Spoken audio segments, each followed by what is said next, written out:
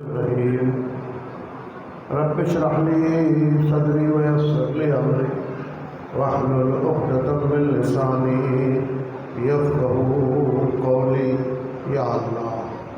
الحمد لله الذي كلت الألسن عن غاية صفته والقول والكنه معرفته وتواضعت الجبابرة لهيبته وعنت الوجوه لخشيته وانقاد كل عظيم لعظمته ثم الصلاة والسلام على نير الأعظم نتيجة العالم جد الحسن والحسين مولانا ابو القاسم محمد صلی اللہ محمد وآلہ الطیبین الطاہرین المعصومین الراسخین فی العلم والدین. اما بعد قال الحکیم بسم اللہ الرحمن الرحیم. ألم تر كيف فعل ربك بأصحاب الفيل ألم يجعل كيدهم في تضليل أرسل عليهم طيرا أبابيل ترميهم بحجارة من سجيل فجعلهم كعصف مأكول. آپ سب اپنے امام کی سلامتی کے لیے، اپنی اموات کے ایصال ثواب کے لیے اور اپنی سلامتی کے لیے امام زمانہ کی دعائے فرج کو میرے ساتھ مل کے پڑھیں. اللہم کن ولیک حجت ابن الحسن صلواتک علیہ وعلی آبائہ فی هذه الساعة وفي كل ساعة وليا وحافظا وقائدا وناصرا ودليلا وعينا حتى تسكنه أرضك طوعا وتمتعه فيها طويلا. پر محمد علیہ الصلوات. نعرہ تقدیر، نعرہ رسالت، نعرہ حیدری، حسینیت، جدیدیت، مولا حسین کے قاتلوں پہ لعنت، بلندتر صلوات. اجازت ہے؟ کتنے ڈالر میں بکا کرتے ہیں یہ دین فروش، اتنا ہم نام پر مولا کے لٹا دیتے ہیں. جتنے ڈالر میں بکا کرتے ہیں یہ دین فروش، اتنا ہم نام پر مولا کے لٹا دیتے ہیں. اور سال میں چھپتی ہیں بدعت کی کتابیں جتنی، اتنا ہم 10 دن میں بچوں کو پڑھا دیتے ہیں.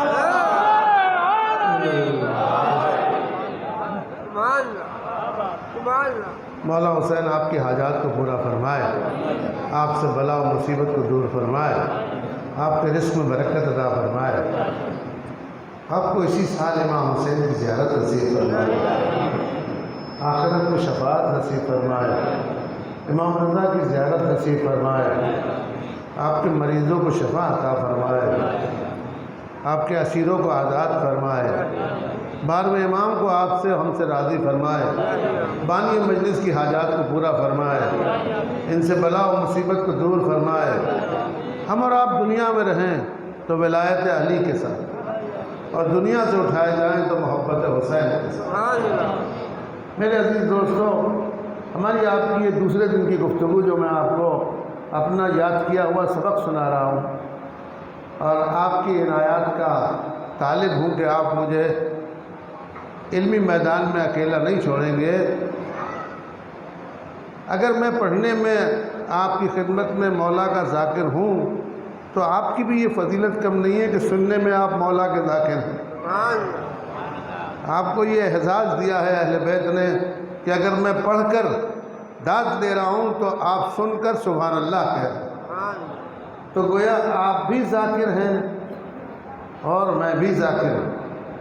ظاہر ہے کہ یہ اس خاندان کا دستور ہے کہ جس کو بلاتے ہیں اس کو بلندی دیتے ہیں۔ اللہ نے ان کو بلندی دی ہے۔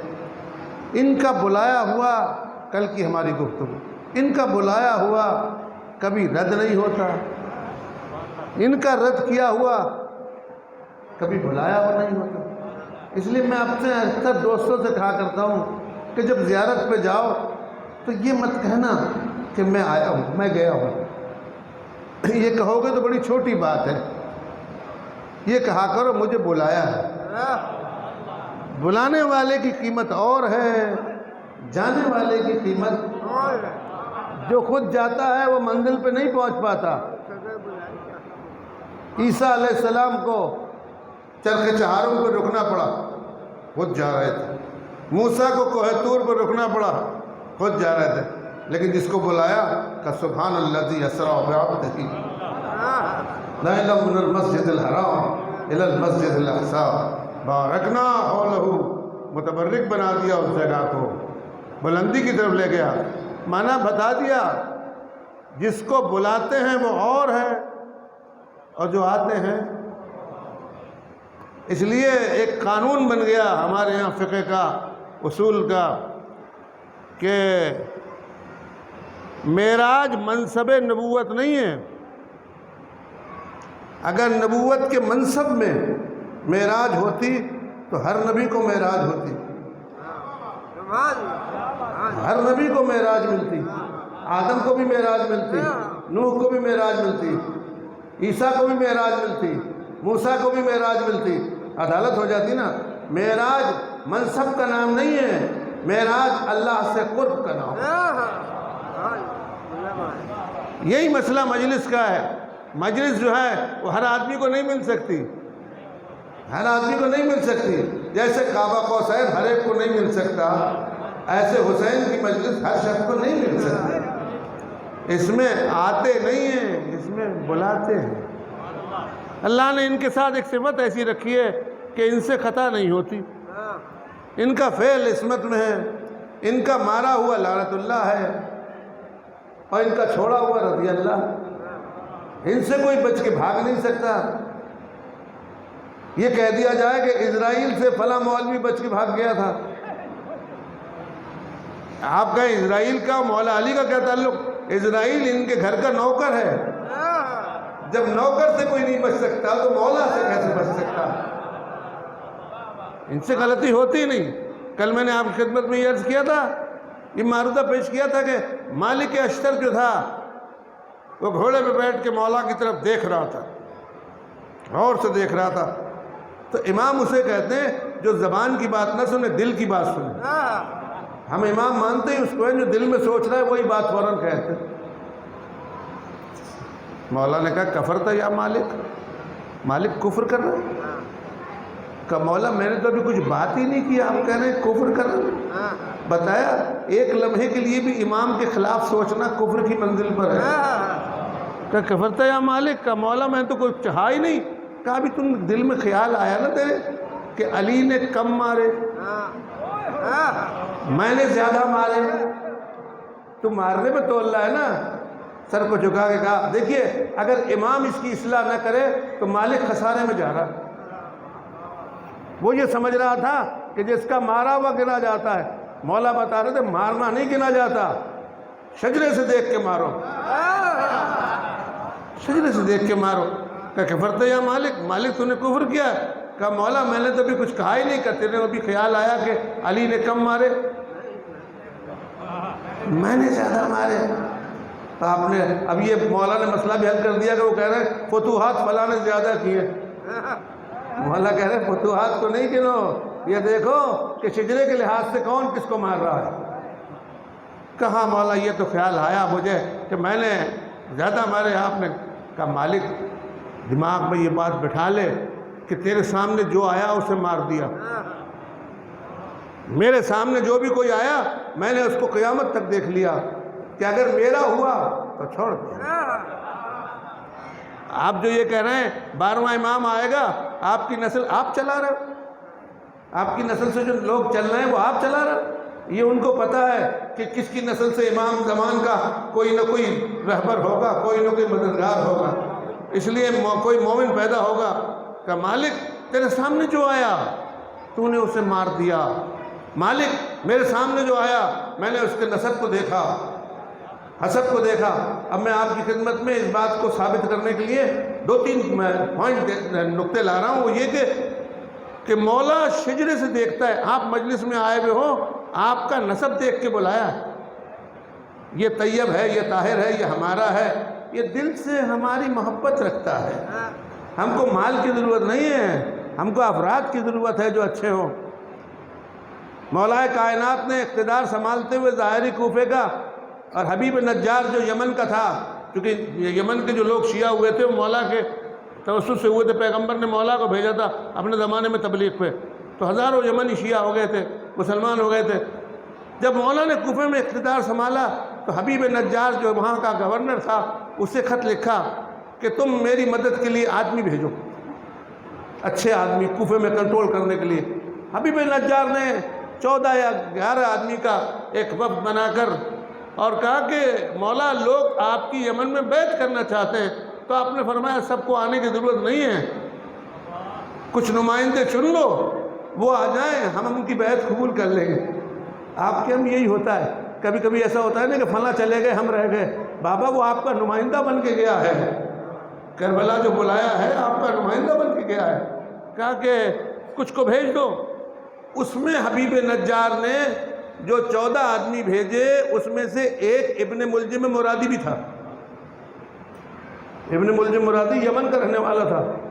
وہ آ گئے اور مولا ممبر پہ خطبہ دے رہے تھے، تو قمبر نے آ کے مولا کے کان میں کہا مولا مبارک ہو، وہ لوگ آ گئے یمن سے آپ کی بیعت کرنا چاہتے ہیں۔ آپ نے کہا گھر جانے کی ضرورت نہیں، یہیں کر لو، یہیں کر لو۔ ممبر پہ کھڑے کھڑے مولا نے ہاتھ اپنا بڑھا دیا، وہ لوگ آئے، وہ مولا کے ہاتھ میں بیعت کرنے لگے، ایک نے کی، دوسرے نے کی، تیسرے نے کی، چوتھے نے کی، پانچویں نے کی۔ ایک مرتبہ ابن ملجم مرادی کا ہاتھ آ گیا مولا کے ہاتھ پہ، جیسے ہی ہاتھ مولا کی طرف بڑھا مولا نے اپنا ہاتھ مٹ لیا۔ دیکھیے آپ کون ہمارا و آپ کا امام ہے، مولا نے اپنا ہاتھ سمیٹ لیا، پھر وہ اس نے بھی ہاتھ پیچھے کر لیا، پھر مولا نے ہاتھ ایسے کیا تو دوبارہ پھر ابن ملجم مرادی نے ہاتھ بڑھایا، پھر مولا نے ہاتھ پھینک لیا۔ تیسری مرتبہ جب یہ ہوا تو اس نے کہا مولا میں بیعت کرنا چاہتا ہوں آپ کی، یمن سے آیا ہوں۔ آپ نے اس کی طرف دیکھ کے کہا کہ میں نے تیرا نام دیکھا، میرے مددگاروں میں نہیں ہے، میرے مددگاروں میں نہیں ہے۔ ابن ملجم مرادی نے کہا، تو اس نے مولا نے کہا تیرا نام میں نے نہیں دیکھا اس میں۔ اس نے کہا خنجر نکالا اور نکال کے کہا مجھے قتل کر دو جب میرا نام نہیں ہے۔ آپ نے کہا یہ علی کی شان نہیں ہے کہ جنایت سے پہلے قضاوت کر دی جائے، ایسا نہیں ہو سکتا، میں نہیں کر سکتا۔ خیر اس نے کہا میں آپ کا ماننے والا ہوں۔ آپ نے کہا تاریخ دیکھ لے گی، کہ میں آپ کا چاہنے والا ہوں۔ اب اس پہ اتنی شرمندگی طاری ہوئی تھی کہ وہ یمن واپس نہیں گیا تھا اور وہیں کوفے میں رہ گیا تھا، اور اخیر میں مولا کے لشکر میں بھی آ گیا تھا۔ آپ نے دیکھ لیا کیا ہوا۔ اب یہ ایک بات ایسی ہے کہ یہ پتہ مولا کو کیسے ہوا، یہ یمن کا رہنے والا، علی مدینے کے رہنے والے، یہ آپ کے میرے امام کو خبر کیسے ہوئی کہ یہ میرا ہے، یہ میرا نہیں ہے؟ یہ کوئی قرآن کی دلیل ہے؟ اس میں پوچھا جا سکتا ہے کہ کوئی قرآن کا ایسا نقشہ ہے کہ معصوم شجرے سے پہچان لے؟ قرآن نے کہا ہے، ایسی دلیل ہے۔ جب نوح کی امت نے نوح کو تنگ کیا تو قرآن نے کہا، حضرت نوح نے ہاتھ آسمان کے نیچے اٹھا کے کہا رب لا تذر علی الارض من الکافرین دیارا انک ان تذرہم یضلوا عبادک ولا یلدوا الا کافرا فجارا۔ اللہ میری امت میں سے ایک آدمی کو بھی زندہ مت چھوڑ، ان میں سے جو بھی آئے گا قیامت تک وہ یا کافر ہوگا یا فاجر ہوگا۔ نوح محمد کے پسینے سے بنے ہیں، جب پسینہ قیامت تک شجرہ دیکھ سکتا ہے تو شہر مدینہ تو مسجد اولیٰ دیکھ سکتا ہے۔ رب لا تذر علی الارض من الکافرین دیارا، اللہ ایک کو بھی مت چھوڑ۔ آپ بتائیے یہ نوح کو پتہ کہاں سے چل گیا کہ یہ میرا ہے یہ تیرا ہے؟ یہ تو سب کے لیے کہہ سکتے تھے کہ کوئی بھی میری امت میں سے اس قابل نہیں ہے، میرے اللہ ان سب کو ختم کر دے۔ اور سب سنتے ہیں، قرآن کی آیت پڑھتے ہیں، کوئی حدیث نہیں جو کہہ دیا جائے یہ تمہارے پاس ہے ہمارے پاس ہے۔ قرآن کی آیت تو قرآن میں ہے کہ حضرت نوح نے نسلوں کو دیکھ کے بتا دیا۔ اب ہم سے پوچھتے ہیں بتائیے آپ کہ حضرت علی علیہ السلام جنت کے جہنم کے دروازے پہ کھڑے ہو جائیں گے اور کہیں گے اسے لے لے اسے چھوڑ دے، تو یہ کیسے کر سکتے ہیں؟ یہ خدا نے ان کے ساتھ قدرت رکھی ہے، ان کے علم کو اتنا بڑھا کے رکھا ہے کہ اپنے والے کو چھوڑتے ہیں۔ دوسری بات سنیے، آپ نے سنا ہے کہ ایک شخص تاریخ میں گزرا، یعقوب ابن اسحاق ابن دورقی، یعقوب ابن اسحاق ابن دورقی، ابن سکیت اس کو کہتے تھے۔ وہ متوکل کے بچوں کو پڑھایا کرتا تھا، ابن سکیت، بہت مشہور تاریخ کی بات ہے۔ ابن سکیت وہ تھا جو متوکل کے بچوں کا استاد تھا۔ ابن سکیت کا دادا جنگ نہروان سے بھاگا تھا، 9 آدمی تھے، ان میں سے ایک یہ تھا۔ تو لوگوں نے یہ کہا تھا کہ علی کی تلوار سے بچ کے بھاگ گیا۔ مولا بتا رہے تھے بھاگا نہیں ہے، میں نے چھوڑا ہے، اس کی نویں نسل میں میرا محبت والا آنے والا ہے۔ جب ابن سکیت آیا اور اس نے امام کاظم علیہ السلام سے سوال کیے اور 2-4 سوال کر کے کہا کہ مولا اللہ نے عقل کو کس لیے خلق کیا ہے، تو آپ نے فرمایا عقل کا کام ہے بتا دینا، پکڑنا نہیں ہے، یہ اچھا ہے یہ برا ہے۔ قدموں میں گر گیا، کہا مولا میں تو آج تک ہی سمجھتا تھا کہ عقل روک لیتی ہے، کہ نہیں روکتی نہیں ہے، بتا دیتی ہے کہ یہ ظالم ہے یہ مظلوم ہے، یہ رضی اللہ ہے یہ لعنت اللہ ہے۔ یہ شاگرد ہو گیا امام کا، شاگرد ہو گیا امام کا، اور بچوں کو متوکل کے پڑھانے لگا۔ تو اس زمانے میں جو ٹیوشن پڑھاتے تھے تو کوئی ایسی یونیورسٹی تھی نہیں، ایک استاد خاص ہی بیٹھتا تھا۔ ایک دن متوکل کو کچھ کان میں پڑ گیا، دماغ میں آ گیا کہ یہ تو علی والا ہے، یوں کہ جب وہ بیٹھتا تھا تو کہتا تھا بسم اللہ۔ اس نے منع کیا کہ بسم اللہ مت کہا کر، وہ کہا بسم اللہ تو اللہ کا نام ہے میں کیوں نہیں کہوں گا۔ پھر اس نے کہا کہ وہ بیٹھتے میں صلوات پڑھتا تھا۔ متوکل نے اسے ایک دن دیکھ کے کہا ہاں ابن سکیت کو، ہاں یعقوب ابن اسحاق ابن دورقی بھاگا تھا۔ تو متوکل نے اس سے کہا کہ یہ تو جو ہے میرے بچوں کو پڑھاتا ہے تو میں تیرا امتحان لوں گا۔ متوکل نے ابن سکیت سے کہا میں تیرا امتحان لوں گا۔ تو ابن سکیت نے کہا میں کیا امتحان لوں گا؟ کہ نہیں بس ایک پرچہ ہے تیرا اور ایک سوال ہے اس کا۔ کہا کیا؟ کہ یہ بتا دے کہ میرے بچے افضل ہیں تیری نگاہ میں یا علی کے بچے حسن و حسین افضل ہیں؟ دیکھیے ظالم شجرا پوچھ رہا ہے۔ تو ابن سکیت نے کہا بھائی میں تو کوئی تاریخ دان تو ہوں نہیں اور میں کوئی امتحان دینے تو نہیں آیا ہوں، یہ کسی اور سے پوچھ لے۔ وہ نہیں بتانا تجھے ہوگا، تو میرے بچوں کو پڑھاتا ہے۔ تو اس نے ابن سکیت نے پھر یہ کہا دیکھیے ولایت علی قوت لے کے آتی ہے، اگر لوگوں کے پاس ان کے اماموں میں طاقت ہوتی تو بارڈر پہ ان کا نام لے لیتے، جنگ میں ان کا نام لے لیتے۔ آج بھی جب بھی نام لیا جاتا ہے یا علی یا حسین، کہا کہ نہیں تجھے بتانا ہوگا۔ تو ابن سکیت نے کہا جس کا دادا بھاگا تھا نا امام کا علم، دادا بھاگا تھا، کہا کہ متوکل ایسے اکیلے میں کیا پوچھ رہا ہے؟ دربار لگا، سب کو بولا میں بتا دوں گا میں بتا دوں گا۔ وہ اتنا نڈر تھا ملعون کہ اس نے دربار لگایا، سب کو بلا لیا، کہا آج یہ اس کا امتحان ہے۔ کہا کہ مجھے ممبر دے میں ممبر پہ جاتا ہوں۔ ابن سکیت کو ممبر دیا گیا، بیٹھا خطبہ دیا، اپنے علم کا اظہار کیا اور اخیر میں کہا کہ لوگوں یہ مجھ سے پوچھ رہا ہے کہ میرے بچے افضل ہیں یا علی و زہرا کے بچے حسن و حسین۔ پھر ان سے کہا کہ اب اس سے یہ کہو کہ یہ پوچھے مجھ سے، یہ نہیں پوچھے، یہ پوچھے مجھ سے کہ قمبر کے بچے افضل ہیں یا اس کے بچے افضل ہیں، قمبر کے بچے افضل ہیں۔ تو اس نے کہا ابن سکیت سے متوکل نے کہ اچھا بتا کس کے بچے افضل ہیں؟ کہا قمبر کے بچوں کے پیر کی خاک اور تیرے بچوں کا منہ اور سر۔ اس نے یہ تو کہہ دیا ابن سکیت نے، لیکن کہا پہلا شخص تھا جو ولایت علی میں اس طریقے سے عالم ہو کر قتل کیا گیا۔ ابن سکیت کو متوکل نے دستور دیا ہاتھ پیر اس کے باندھ دو اور ترکی غلام اس کے پر کودو۔ تو جب کوئی غلام اس پر اوپر سے کودتا تھا ممبر سے گرا کے تو وہ کہتا تھا مولا علی مولا علی مولا علی۔ میں بتا یہ رہا ہوں جو علی والا ہو جاتا ہے اس کو نہ جسم کی پرواہ ہوتی ہے نہ جان کی پرواہ ہوتی ہے۔ اور کیا آپ نے، اس لیے ان کے پاس جو ان کی محبت میں مر جائے اس کے پاس جان کی پرواہ نہیں ہوتی، اس کو اپنی قوت کی پرواہ نہیں ہوتی، اس کو اپنے لٹنے کی پرواہ نہیں ہوتی، اس کو اپنی طاقت کی پرواہ نہیں، کیونکہ ان کا علم اتنا کامل ہے کہ اس میں نقص ہوتا ہی نہیں۔ اب کل کو ایک بات آپ کے خدمت چھوڑ گیا تھا کہ جس کو خدا بھیجتا ہے اس کو علم کمال دیتا ہے۔ یہ کوئی میرا بھیجا ہوا تھوڑی ہے، اللہ نے ابابیل کو بھیجا۔ یاد ہے آپ کو کل کی بات؟ بسم اللہ الرحمن الرحیم، الم تر کیف فعل ربک باصحاب الفیل۔ میرے حبیب تو نے نہیں دیکھا ہم نے ابابیل کو فیل سے لڑوایا؟ لڑائی کی بھی کوئی شان ہوتی ہے سرکار، لڑنے والے کی بھی کوئی شان ہوتی ہے۔ میں آپ سے کہوں میں نے چوٹی سے گدھے کو لڑوایا، آپ کہو کہ آپ کو لڑانے کا طریقہ ہی نہیں معلوم ہے۔ لڑانے میں ہم وزن ہونا چاہیے، ہاتھی 100 کلو کا، ابابیل 1 چھٹاک کی۔ اچھا دیکھیے اب قرآن یہ کہہ رہا ہے ہم نے ابابیل کو بھیجا، تو ایک تو تھی نہیں، ایک نہیں تھی نا، کم سے کم 14 تو ہوں گی، کم سے کم 14 تو ہوں گی۔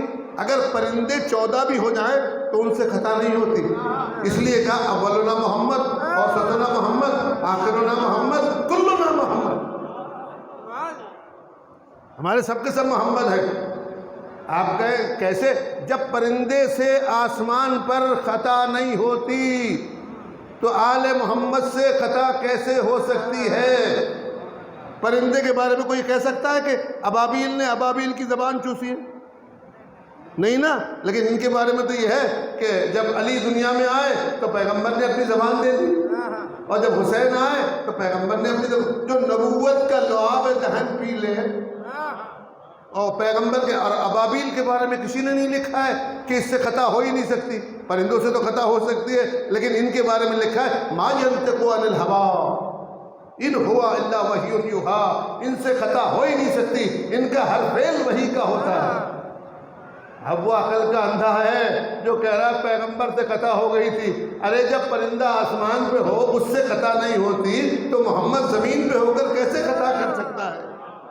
ساری ابابیلیں، اور جس ابابیل نے مارا، کہتے صاحب وہ ابابیل غلطی سے مار گئی، آئی تھی مارنے کے لیے ہاتھی کو اور مار گئی اونٹ کو، آئی تھی مارنے کے لیے ہاتھی کو اور مار گئی بھیڑ کو، آئی تھی مارنے کو ہاتھی کو اور بیت اللہ پہ مار گئی۔ اب کسی راکٹ مارنے والے سے، میزائل مارنے والے سے کہو اس میزائل کو ایسا مارنا کہ جس کے پاس بھیج رہے اسی کو لگے، دوسرے کو نہیں لگے، تو کہے گا یہ میرے بس میں نہیں ہے، میں تو ماروں گا وہ بھی مر جائے گا اگر ٹارگیٹ پہ آ گیا، اور یہ بھی مر جائے گا، مجھے اچھے و برے کی تمیز نہیں ہے۔ کیوں سرکار کتنی دور تھی ابابیل بیت اللہ سے؟ وہ ہاتھیوں کو بیت اللہ کی طرف بھیج رہا تھا، اور جیسے ہی بیت اللہ کی طرف آتے تھے ابابیل کا حملہ ہوتا تھا بیت اللہ کو بچانے کے لیے، اور آنے والے ہاتھی کو مار دیتی تھی، بیت اللہ کو بچا دیتی تھی۔ اس لیے کہا گیا آپ دیکھو ہوائی جہاز جو اڑایا جاتا ہے وہ کیا کرتا ہے، پائلٹ دیکھتا ہے کہ کدھر بمباری کرنی ہے، لیکن اس کے پاس یہ پاور نہیں ہوتا کہ وہ اپنے ایئرپورٹ کو بھی بچا لے۔ لیکن آل محمد کے پاس اللہ نے وہ قوت دی ہے کہ جب مارتے ہیں کسی کو تو یہ دیکھ کے مارتے ہیں کہ کہاں مار رہے ہیں، کسے مار رہے ہیں اور کیوں مار رہے ہیں، ورنہ کسی کو نہیں مارتے۔ کوئی ایک کیس مجھے بتا دو، مولا نے اتنی جنگیں لڑی ہیں، اتنی جنگیں لڑی ہیں، کوئی اس میں ایسا ہوا ہے کہ علی علیہ السلام نے 1-2 کو مار دیا؟ ارے 1-2 تو ویسے ہی مر جاتے ہیں بابا۔ مولا کہتے میرے ہاتھ سے بہت سارے لوگ مر گئے، میں کیا کروں، میں بے گناہ مر گئے، میں توبہ کر۔ ارے بابا بے گناہ مرتا ہی نہیں، ان کے ہاتھ سے رحمت اللہ مرتا ہی نہیں۔ لوگ ہم سے کہتے ہیں فلاں صاحب سیف اللہ ہیں۔ میں نے اپنے ایک دوست سے کہا، مجھ سے پوچھنے لگ کہ آپ کو معلوم ہے فلاں صاحب سیف اللہ ہیں؟ میں نے کہا آپ کو ایک تعریف پتہ نہیں ہے سیف اللہ کہتے ہیں شمشیر کو، اللہ کی شمشیر۔ اللہ کی شمشیر اسی وقت کامیاب ہوتی ہے جب ہاتھ ید اللہ ہو، جب ہاتھ ید اللہ ہو۔ اگر سیف اللہ ید اللہ میں ہے تو کل بھی ہمارا تھا، آج بھی ہمارا ہے۔ اگر سیف اللہ ید اللہ کے ساتھ نہیں ہے تو نہ کل ہمارا تھا نہ آج ہمارا ہے۔ اور کیا آپ نے، اس لیے میرے سرکار ان سے خطا نہیں ہوتی، یہ خطا نہیں کرتے تو بتاؤ، کوئی کیس بتاؤ، کوئی پیغمبر کا کیس بتاؤ، کوئی نبی کا کیس بتاؤ۔ کیوں نہیں ہو سکتی؟ کہ غور سنیے گا کہ اللہ نے ان کی فعل کو اپنی نسبت دے دی۔ یہ قرآن کی آیت ہے، جب پرندے کے فعل کو اپنی نسبت دے اور اس سے خطا نہ ہو تو امام کے فعل کو اپنی نسبت دے دی، اس سے کیسے خطا ہو سکتی؟ ایک کیس قرآن کا۔ دوسرا سنیے،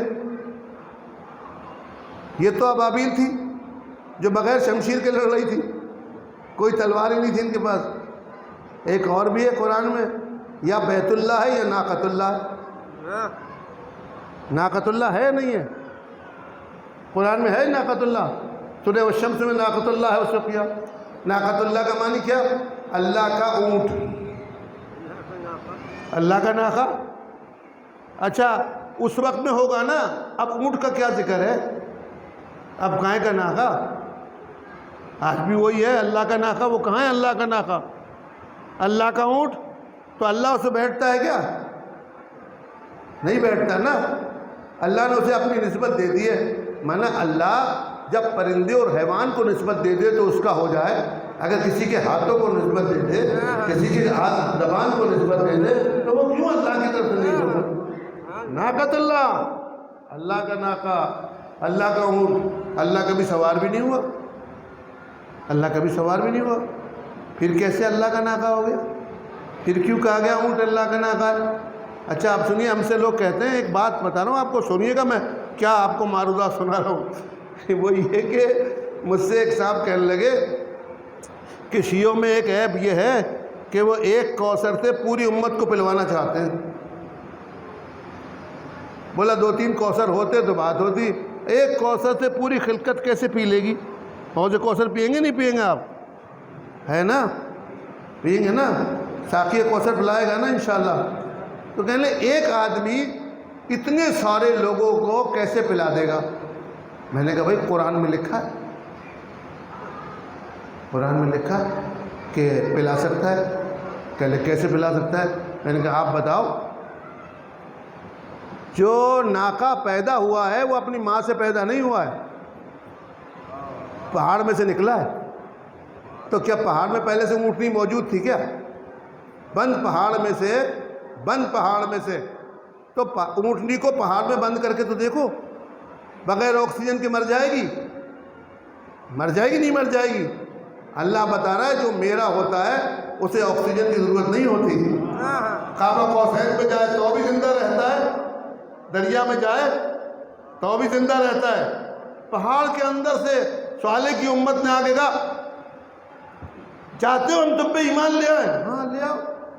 اچھا ایسا کرو کہ اس پہاڑ سے ایک اونٹنی نکال دو۔ اللہ نے فرشتے کو بھیجا، صالح قبول کر لے۔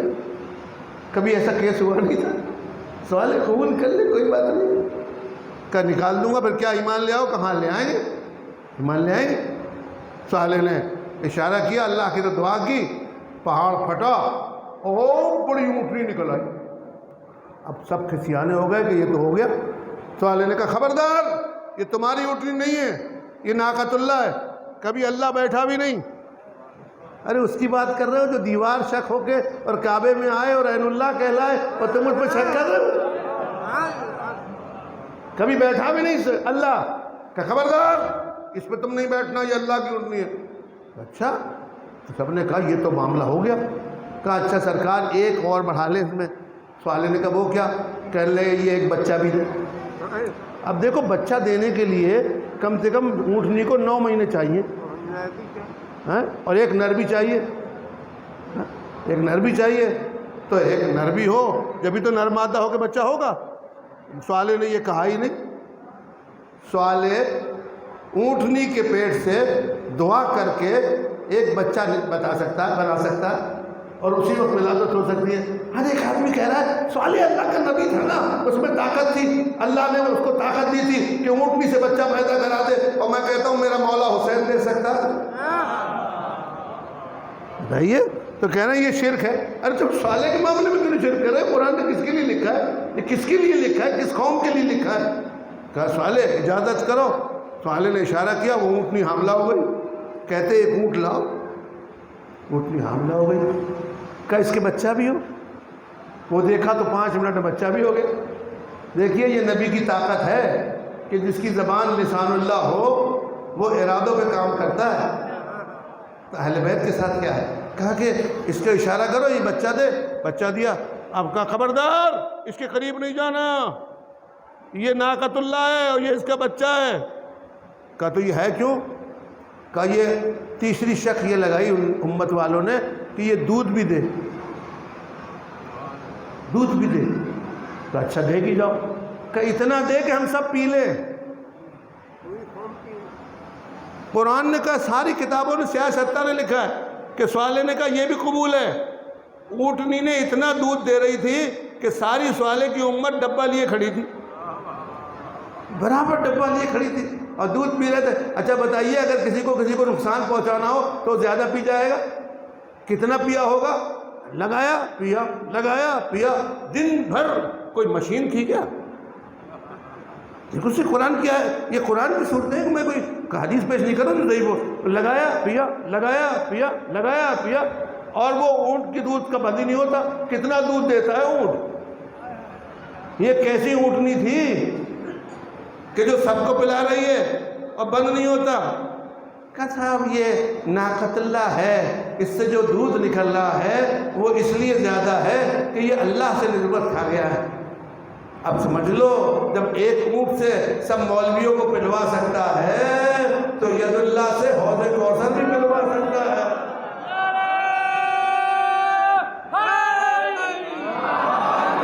حدوں میں جو نہیں رہتی زبان اچھی نہیں ہوتی, حدوں میں جو نہیں رہتی زبان اچھی نہیں ہوتی.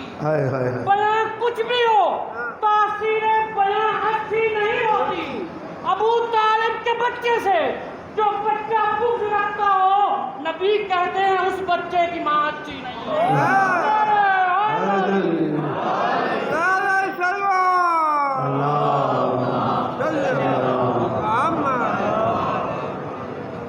سرکار ایک گلہ تو مجھے آپ سے ابھی ہو گیا کہ آپ صلوات ایسے پڑھ رہے ہیں جیسے 4-5 آدمی بیٹھے ہوں.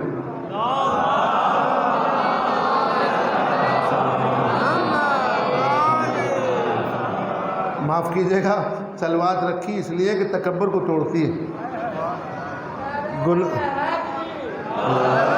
گناہوں کو جھڑاتی ہے, عمر کو بڑھاتی ہے. اور سب سے بڑی بات یہ کہ چھوٹا آدمی کبھی بھی بڑے کے پاس کچھ بھیج نہیں سکتا, بھیجے گا تو حقیر ہوگا. پیغمبر تو خود صلوات ہے, میں اور آپ اس کے بعد کیا بھیجو گے؟ اس لیے لوگ یہی کہتے ہیں بھائی وہاں تو پہنچ ہی نہیں سکتے. بالکل نہیں پہنچ سکتی. ہم نے کب اپنی صلوات نبی کو دیے؟ ہم تو اللہ سے کہتے ہیں تیرے پاس پروجیکٹ ہے, تو بھیج رہا ہے, ہماری چیزوں کو اپنے ساتھ ملا کے بھیج دے. آپ کا جب کپڑا نہیں بکتا تو جاپان سے کہتے ہیں اپنی مہر لگا دے, تو کھٹاکھٹ بک جاتا ہے کہ جاپانی بنا ہوا کپڑا ہے. صلوات میں یہی ہے کہ اللہ سے کہو اپنی محبت کی مہر لگا دے تو ہماری صلوات اوپر تک پہنچ جائے گی. اس لیے اللہ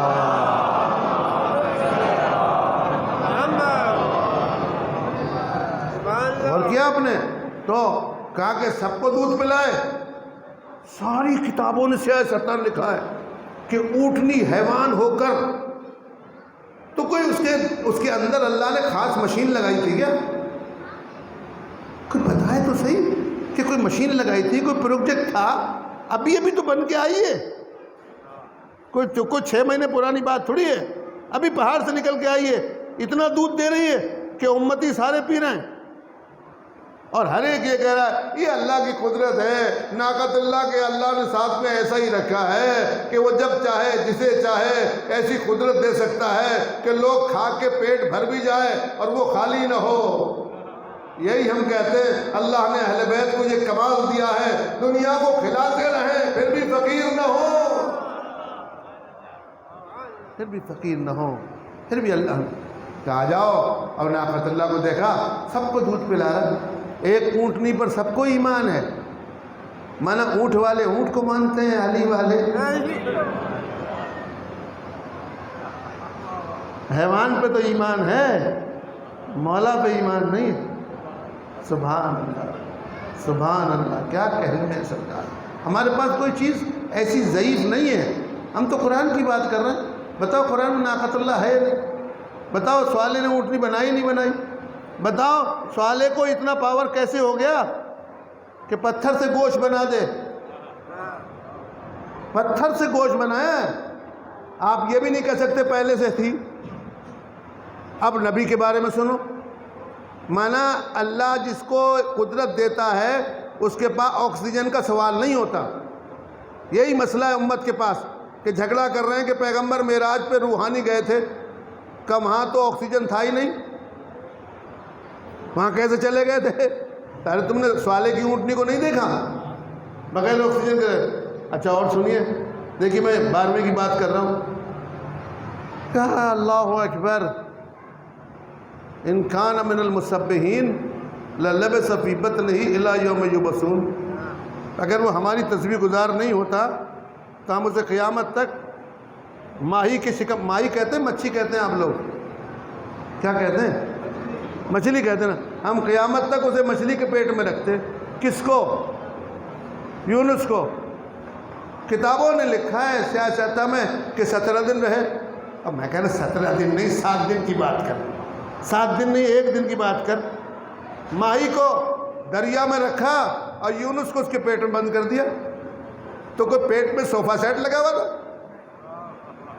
قرآن نے یونس کو ماہی کے سینے میں نہیں رکھا ہے، مچھلی کے پیٹ میں رکھا، فی بطن ہی، اس کے بطن میں تھی، تو بطن میں تو آکسیجن ہے ہی نہیں۔ یہ 7 دن تک بند پیٹ میں یونس نے کہاں سے روٹی کھائی؟ چلو آپ یہی رکھو، 7 دن تک تو رکھو، 7 دن تک واٹر سپلائی کا نظام کہاں رہا؟ کھانا کہاں سے کھایا؟ ماہی کے شکم میں، اب ماہی کا پیٹ بند اور یونس کھانا بھی کھانا ہے، یا تو کو بھوکا رہا۔ 7 دن تک تم بھوکے رہ کے دکھاؤ، پیاسے رہ کے دکھاؤ، ہم تمہیں مولوی مان لیں گے۔ تم رہ کے تو دکھاؤ، مرد تو ہو، تم 2 دن ہی بھوکے رہ جاؤ۔ سب نے کہا نہیں اللہ کی قدرت ہے، وہ بند پیٹ میں کھانا پہنچا سکتا ہے، اور ہم سے پوچھ رہے ہیں 3 دن تک مادر حیدر نے کعبے میں کہاں سے کھایا؟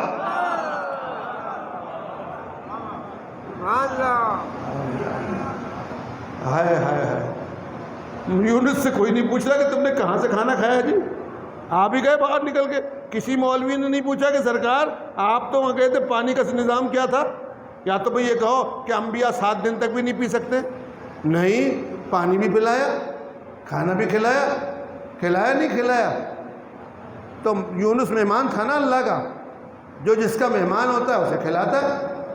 میں ابھی زیدی صاحب کے پاس آیا ہوں، ساتھ میں ایک چائے کا تھرمس ہو، بسکٹ کی تھیلی ہاتھ میں ہو، تو زیدی صاحب میں تب دیکھیں گے یہ کیا ہے؟ سرکار میں اپنے کھانے پینے کی چیزیں لایا ہوں۔ تو کیا تم نے مجھے فقیر سمجھا؟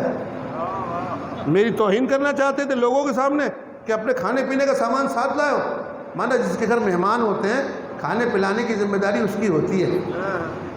فاطمہ بنت اسد جانتی تھی میں ابو طالب کی مہمان نہیں ہوں، میں اس کی مہمان ہوں جو کائنات کو کھلاتا ہے۔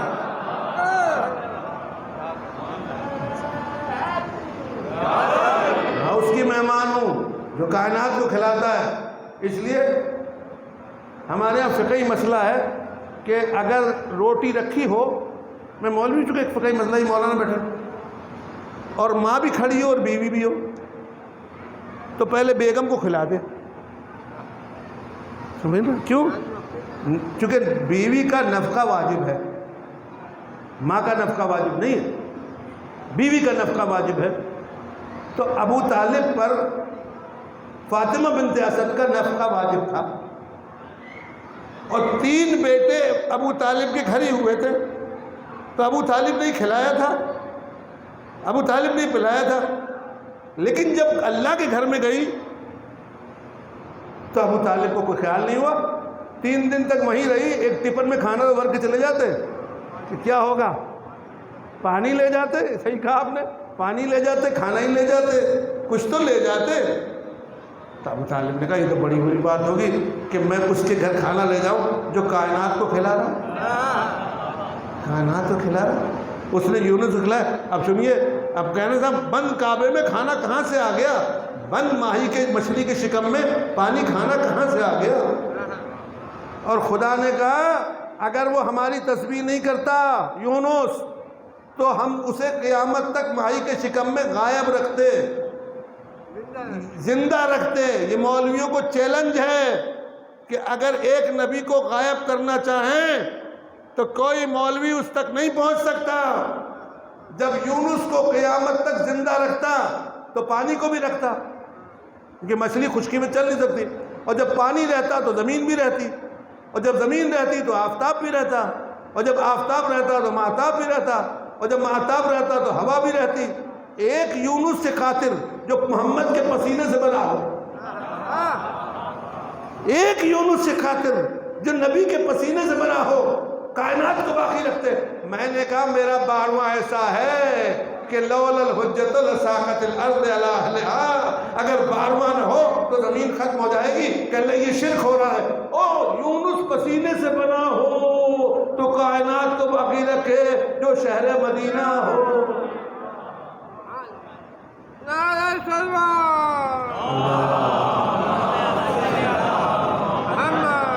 بس جو شہر مدینہ ہو اس کی کیا اہمیت ہے، اس کی کیا شان ہے، کہ ہم سے قیامت تک رکھتے۔ اور دیکھو یونس کو چھپا کے رکھا، کسی نے نہیں پکڑا، دریا میں رہا۔ ہم سے کہہ رہے کہاں ہے امام زمان؟ کوئی کہہ سکتا تھا اللہ سے کہاں ہے یونس، کدھر گئے یونس؟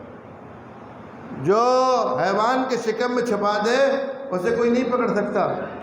اچھا سرکار، اب دیکھیے حیوان میں اور انسان میں فرق یہ ہے کہ اگر حیوان کوئی چیز غلط، انسان اگر کوئی چیز غلط کھا لے تو نکال سکتا ہے باہر اگر ہضم نہیں ہوئی ہے، لیکن حیوان کیا نہیں ہے دستور، جو بھی حیوان کھا گیا وہ ہضم ہو کے نکلے گیا۔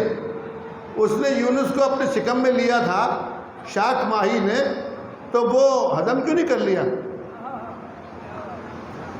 کتنی عجیب ہمارے عقیدے کو محکم کرتی ہے، اس نے ہضم کیوں نہیں کر لیا؟ تو سب نے کہا کہ میں نے ایک صاحب سے پوچھا اہل وسط سے، میں نے کہا یہ مچھلی نے یونس کو کھا کے ڈکار کیوں نہیں لے لی؟ کہنے لیں آپ کیا بات کرتے ہیں، اللہ نے مچھلی کو علم غیب دے دیا تھا، مچھلی کو علم غیب دے دیا تھا کہ میرا آ رہا ہے، اسے نہ کھانا اسے نہ چکھنا، اب جب بعد میں مانگو تو واپس کر دے، ہے نا۔ جو حیوان کو ایک معصوم کو بھیجنے کے لیے غیب دے سکتا ہے وہ محمد و علی کو بھیجنے کے لیے فاطمہ بنت اسد کو غیب نہیں دے سکتا کیا؟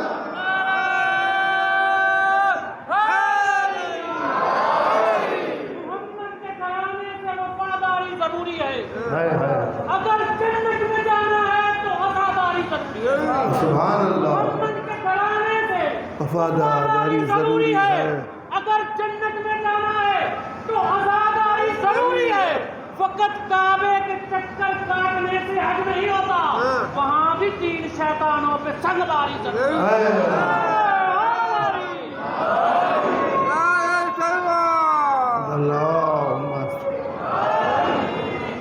سرکار ٹائم پورا ہو گیا، آپ سے محبت میں چھوڑنے کو دل نہیں چاہتا وہ، لیکن 1 گھنٹہ ہو جائے گا، صاحب کی منزل ہے، کل بات کریں گے دوبارہ پھر کہ دیکھیے اللہ نے یونس کو ماہی کے شکم، مچھلی کے شکم میں چھپا دیا۔ تو لوگ کہتے ہیں کہ مچھلی کے شکم میں تھی، لیکن اس مچھلی کو نامنیٹ تو نہیں کیا گیا نا، ابھی تک نہیں کیا گیا نا۔ اور مچھلی بھی اتنی ہوشیار تھی کہ آرام سے رکھے ہوئے تھی اور جانتی تھی کہ یہ اللہ والا ہے۔ مچھلی ہو کر غیب جاننے لگے، فاطمہ بنت اسد ہو کے غیب نہیں جانے گی، جو غیب کے گھر میں داخل ہو رہی ہے۔ ہم سے کہہ رہے صاحب بی بی اتنی پریشان تھی، سرگردان تھی، آئی اللہ کے گھر کے قریب رونے پیٹنے لگی، دیوار میں در ہو گیا، وہ اندر چلی گئی۔ ارے عقل کے اندھے، یہ بات نہیں تھی، تو نے یہ سبق یاد ہی نہیں کیا ہے۔ ایسی 2 شریعتیں تھیں فاطمہ بنت اسد کے سامنے، ایک محمد کی شریعت اور ایک عیسیٰ کی شریعت.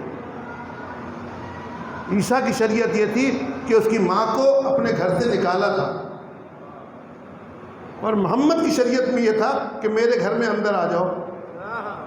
گھر والے کبھی گھر میں شرمایا نہیں کرتے، تم اندر آ جاؤ. یہ ولی کہہ رہا تھا چل، میرا اسٹینڈ یہ نہیں ہے، میرا جلوہ وہاں ہوگا. اور عیسیٰ کو یہ کہا کہ یہاں سے جاؤ. اب بتائیے فاطمہ بنت اسد کے لیے مشکل ہوئی یا نہیں ہوئی؟ اس کی بات مانی جائے یا اس کی؟ بی بی نے آ کے اللہ کے گھر کے قریب دروازے پہ نہیں دیوار پہ آ کے آواز دی اور آ کے کہا پروردگار تیرا ولی کہتا ہے میں وہاں ہوں، میں دروازے پہ نہیں آیا. بتایا یہ کہ دروازہ وہ ہو جاتا ہے جس میں یہ لوگ کھڑے ہو جائیں. یہ دروازے کے محتاج نہیں ہے، دروازہ ان کا محتاج. اشارہ کریں تو دیوار میں در پیدا ہو گیا اور فاطمہ بنت اسد اندر چلی گئی اور سرکار یہ بتا دیا کہ دیکھو خالی ہاتھ آئی ہوں اور بھرے ہاتھ واپس آ رہی. یہ میری ایک شان ہے میرے سرکار. اس لیے حضرت یونس کو اللہ نے ماہی کے شکم میں رکھا کہ یونس ہم تجھے سنبھال کے اس لیے رکھ رہے ہیں تاکہ آئندہ کی کلاسیں آسان ہو جائیں. کوئی یہ نہیں کہے کہ بغیر آکسیجن کے یا بغیر پانی کے بغیر کھانے کے انسان کیسے زندہ رہ سکتا ہے. تو زندہ رہ ماہی کے شکم میں تو فاطمہ بنت اسد کا معاملہ حل ہو جائے گا کہ جب ماہی کے شکم میں مچھلی کے شکم میں یونس زندہ رہ سکتا ہے تو بند کعبے میں مادر حیدر اور حیدر بھی زندہ رہ سکتا ہے. مولا آپ کو سلامت رکھے. اس لیے میرے سرکار پھر کل بات دوبارہ سے شروع ہوگی، سبق پھر سناؤں گا کہ اللہ نے ان کو غیب سے منسلک کیا ہے. ان کے فعل میں خطا نہیں ہے، ان کے پاس معصیت نہیں ہے. جس سے یہ راضی ہو جائیں وہ رضی اللہ ہے، جس سے یہ ناراض ہو جائیں وہ لعنت اللہ ہے. اس کو نہیں چھوڑا جا سکتا. ہماری عقیدے کی بات یہ ہے، نہ ہمارے سے کسی کی دشمنی ہے، نہ کسی نے ہماری زمین دبائی ہے، نہ ہماری کسی سے لڑائی ہے. ہم تو یہ کہتے ہیں جس سے زہرا راضی ہم اس سے راضی ہیں، جس سے زہرا ناراض ہم اس سے کبھی راضی نہیں ہو سکتے. ہمیں تو زہرا کو راضی کرنا ہے، زہرا کو راضی کرنا ہے. آج محرم کی 2 تاریخ ہے. آئیں چلے کربلا میں کیا ہوا. حسین چاہتا تھا میری ماں بھی راضی رہے، میرا باپ بھی راضی رہے، میں ایسا عمل کروں جس میں خدا راضی ہو. 84 بچوں کو لے کے آئے تھے. اگر آپ کسی ایک بچے کو لے جاتے ہو تو شرم سے گرے جاتے ہو. اگر وہ رستے میں کہتے بابا میں پیاسا ہوں،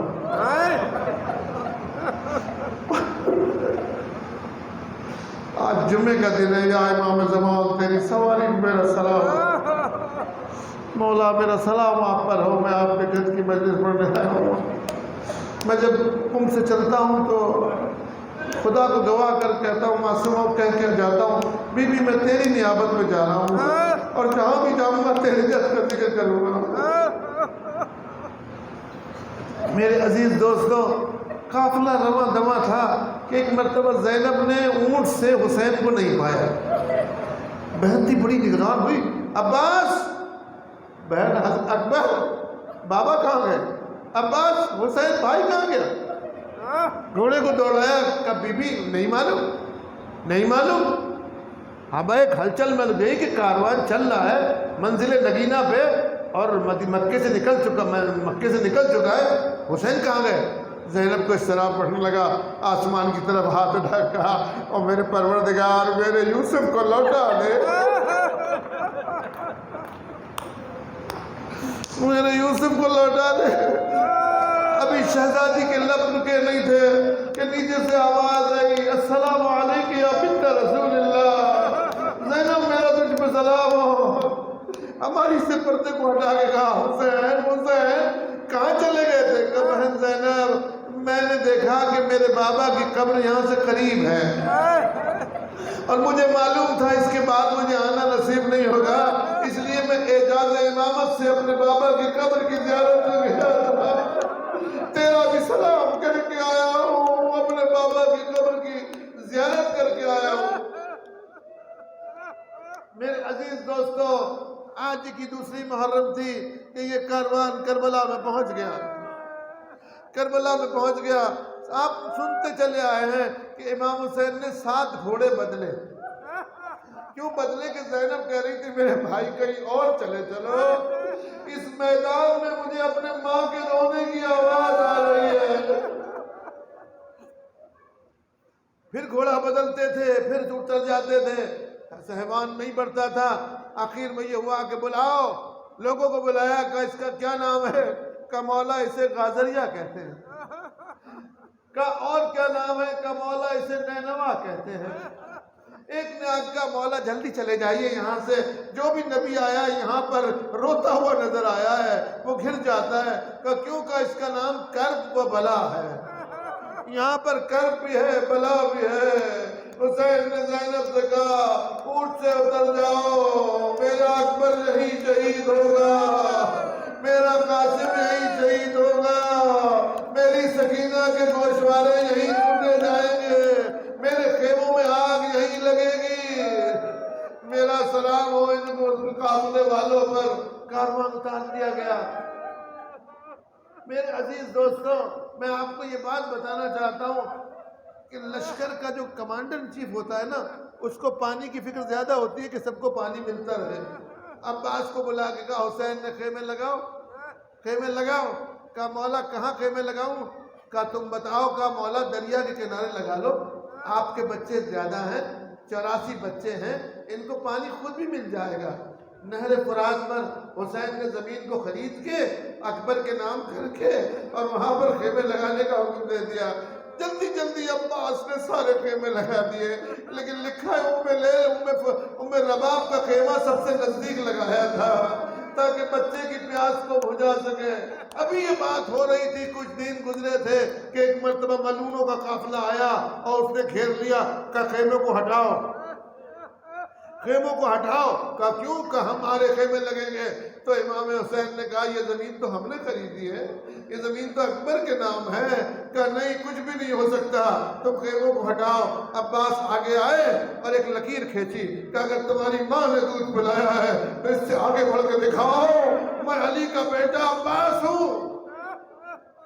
اور ٹہلنے لگے اشقیاء کے درمیان میں، ادھر سے باتیں ہونے لگی کہ حملہ کرو، کیا کرو؟ کہ عباس غیظ میں ہے۔ امام حسین نے جو عباس کی بگڑتی ہوئی کیفیت کو دیکھا، کہا بھائی آؤ۔ کہا مولا ابھی آتا ہوں، پہلے ان کو جواب دے آؤں۔ جب امام نے دیکھا کہ عباس غضب کے عالم میں ہے تو فضہ کو بلا کے کہا میری بہن زینب سے کہ عباس کو بلا لے، میری بہن زینب سے کہ عباس کو بلا لے۔ فضہ گئی اور عباس ٹہل رہے تھے۔ کہا مولا شہزادی بلا رہی ہے۔ کہنا ابھی آتا ہوں۔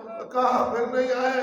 دوبارہ فضہ آئی، کہا عباس زینب بلا رہی ہے۔ جب تیسری مرتبہ میں دیر ہوئی آنے میں تو زینب نے ایک جملہ کہا کہ اچھا تم نہیں آ سکتے تو میں آ جاؤں گی۔ اے سادات والے لوگوں، اے عزت والے لوگوں، جب عباس نے یہ سنا نا کہ زینب نے کہا میں خود آ جاؤں گی، کبھی بھی نہیں ابھی بھی نہیں نہیں معلوم عباس کے لاشے میں کیا گزری ہوگی جب زینب بغیر چادر کے اونٹ میں سوار ہوئی ہوگی۔ کبھی بھی نہیں میں خود آ جاتا ہوں۔ اور تلوار کو پھینک کے زینب کے قدموں میں آ کے سر رکھ دیا۔ بی بی کیا چاہتی ہو؟ میرا سلام ہو امام زمان پر۔ حسین بھی آ گئے۔ کہا زینب عباس سے کہو خیمے ہٹا لے۔ کہا بھیا بچے پیاسے ہیں۔ تو ایک مرتبہ عباس نے امام حسین سے کہا مولا اچھا ان سے کہیے میں اپنا خیمہ ہٹا کے لے جاتا ہوں، اصغر کا اور رباب کا خیمہ رہنے دے۔ کہ نہیں عباس، حسین نہیں چاہتا کہ پانی پہ جنگ کی ابتدا ہو جائے۔ عباس یہ چاہتے ہیں کہ پانی پہ جنگ ہو گئی تھی، اپنے قیام کو ہٹا لو۔ آ کے اشقیاء سے کہا دور ہٹ جاؤ نجس ہو، میں خود ہٹائے لیتا ہوں۔ زینب کہہ رہی ہے وہی شیر جو خیمے لگا رہا تھا تنابوں کو کھولنے لگا، ایک تناب کو کھولا، دوسری تناب کو کھولا اور پہلے جا کے زینب کا خیمہ لگایا گیا۔ بی بی کنیزوں کے جھرمٹ میں خیمے کے اندر داخل ہو گئی۔ کنیزوں نے زینب کو سنبھال لیا۔ کاش 11ویں محرم کو، کاش 10ویں محرم کو عباس ہوتے تو دیکھتے زینب کے ہاتھوں میں رسیاں، بدن پر تازیانے۔ سکینہ کہہ رہی تھی بابا میری پھوپھی کو مار رہے ہیں، بابا دیکھ تو صحیح۔ سيعلم الذين ظلموا أي منقلب ينقلبون۔ اللهم صل على محمد وآل